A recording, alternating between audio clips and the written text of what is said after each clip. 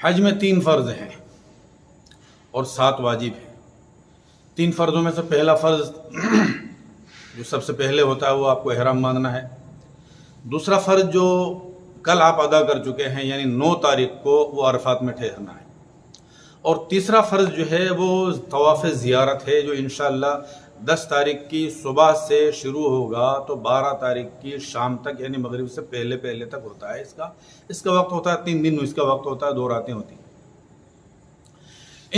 اس وقت کے اندر آپ کبھی بھی طواف زیارت کر سکتے ہیں، کبھی بھی کر سکتے ہیں۔ اگر آپ کو 10ویں تاریخ کو سب سے پہلے تو آپ کا کام ہوتا ہے رمی کرنا، سب سے بڑے شیطان کو کنکریاں مارنا، یہ بھی واجب ہے۔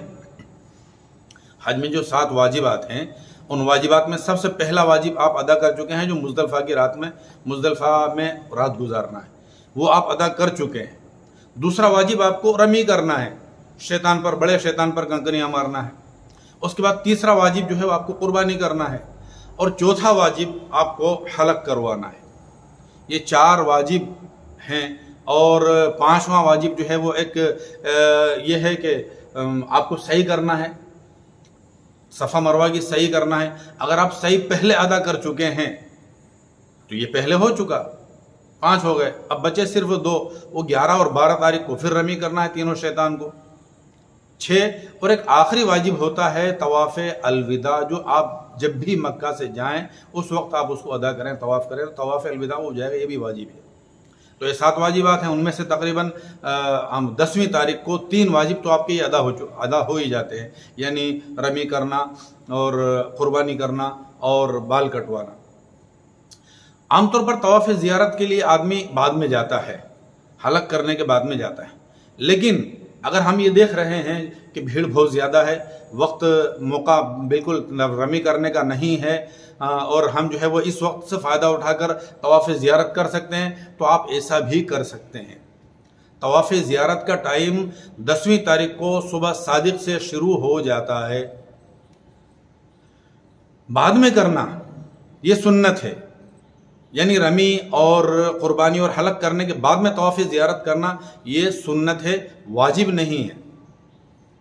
تو اگر آپ موقع دیکھتے ہوئے اگر آپ ایسا کر سکیں کہ آپ طواف زیارت پہلے کر لیں تو آپ کر سکتے ہیں۔ طواف زیارت کے لیے ضروری ہے کہ آپ جو ہے وہ پیدل طواف کریں،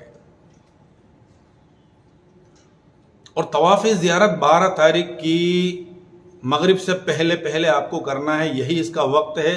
اگر اس وقت میں اگر آپ نہیں کر سکے اور بعد میں آپ نے کیا، 12 تاریخ کے بعد میں کیا، سورج غروب ہونے کے بعد میں کیا، تو آپ پر ایک دم لگ جائے گا، طواف زیارت ہو جائے گا لیکن آپ پر دم لگ جائے گا۔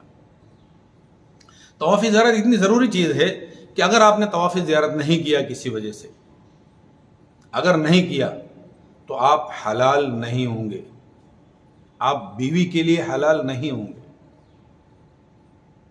لیکن طواف زیارت آپ نے اگر پہلے کر لیا، پہلے ہی دن کر لیا، ابھی آپ کی رمی نہیں ہوئی ہے اور آپ کی قربانی نہیں ہوئی اور پہلے ہی آپ نے جو ہے طواف زیارت کر لیا ہے، تو طواف زیارت کرنے کی وجہ سے آپ کا احرام نہیں اترے گا۔ احرام تو صرف اسی کنڈیشن میں اترے گا جبکہ آپ جو ہے وہ قربانی کرنے کے بعد میں حلق کروا لیں، قربانی کرنے کے بعد میں آپ حلق کروا لیں تو احرام اسی کنڈیشن میں اترے گا۔ اس لیے طواف زیارت آپ جو ہے وہ آپ احرام کے اندر بھی کر سکتے ہیں، اور اگر آپ نے حلق وغیرہ کروا لیا ہے اور کپڑے پہن لیے، نہا لیے، دھو لیے، کپڑے پہن لیے اور خوشبو وغیرہ لگا لیے، تو اس کا کپڑوں میں بھی آپ جو ہے طواف زیارت کر سکتے ہیں۔ لیکن طواف زیارت ہر حالت میں ضروری ہے، یہ حج کا فرض ہے، اس کے بغیر حج نہیں ہوگا۔